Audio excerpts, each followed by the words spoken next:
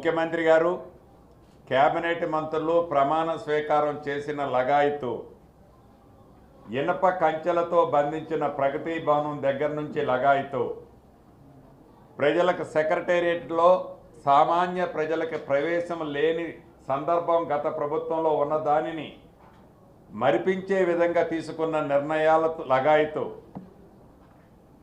స్పాట్లో తీసుకునే అనేక నిర్ణయాలు గౌరవ మా ముఖ్యమంత్రి గారు మంత్రులు దాని మీద చర్చించి తీసుకొని సామాన్య ప్రజలకి అందుబాటులో ఉండే ఈ ప్రభుత్వం అని శ్రీకారం చుట్టడం జరిగిన సంగతి మీ అందరికీ తెలియంది కాదు.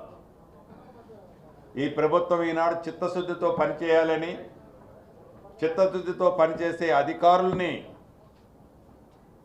కీ పొజిషన్లో పెట్టుకొని మిగతా అధికారుల సహకారంతో ప్రజలకు ఏవైతే హామీలు ఇచ్చామో 6 గ్యారంటీలు, ఈ 6 గ్యారంటీలు ఇంప్లిమెంట్ చేసేదే ఈ ప్రభుత్వం యొక్క ప్రధాన లక్ష్యం, ఆశయం. ఈ 6 గ్యారంటీలు నమ్మి తెలంగాణ రాష్ట్రంలో కాంగ్రెస్ ప్రభుత్వాన్ని, ఇందిరమ్మ రాజ్యాన్ని దీవించారు. ఇందాక అధికారులతో కూడా అదే మాట్లాడారు. ఈ ప్రభుత్వం కక్ష సాధింపు ప్రభుత్వం కాదు. గత ప్రభుత్వం యొక్క ఒత్తిళ్ల వల్ల, గత ప్రభుత్వం యొక్క కొన్ని తప్పుడు నిర్ణయాలు మీ మీద పెట్టి రుద్దిన సందర్భాలు కోకొల్లలు ఉన్నాయి. వాటిని ఇవాళ విమర్శించుకోవటానికి ఈ సమీక్ష నిర్వహించలేదు. గత ప్రభుత్వం ఏవైతే తప్పులు చేసిందని మనం అనుకుంటున్నామో తిరిగి అవి పునరావృతం కావద్దు. మీరు ఉద్యోగస్తులు, మీ మీద కక్ష సాధింపు ఈ ప్రభుత్వానికి లేదు, ఉండబోదు. ఒక పాలేరు నియోజకవర్గమే కాదు, ఉమ్మడి ఖమ్మం జిల్లానే కాదు, యావత్ తెలంగాణ రాష్ట్రంలో కేబినెట్ మంత్రులమైన మేము, మా ముఖ్యమంత్రి గారికి కూడా ఇటువంటి కక్ష సాధింపు చర్య ఏ ఒక్కళ్ళ మీద లేదు.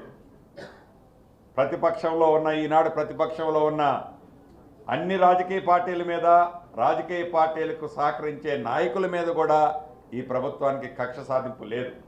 కానీ ప్రభుత్వ ఆస్తులు, ప్రభుత్వ సొమ్ములు, ప్రభుత్వానికి సంబంధించిన నిధులు ఎవరైతే కొల్లగొట్టారో, ఎవరైతే ఆక్రమించారో, ఎవరైతే దోచుకున్నారో తప్పకుండా అది సమీక్షిస్తాం.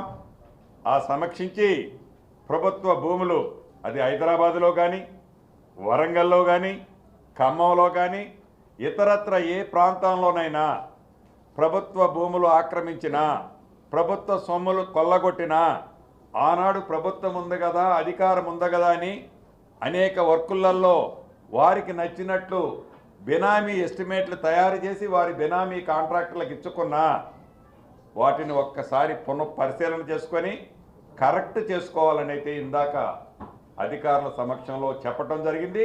ఇది రాష్ట్ర వ్యాప్తంగా కూడా చెప్పడం జరుగుతుంది.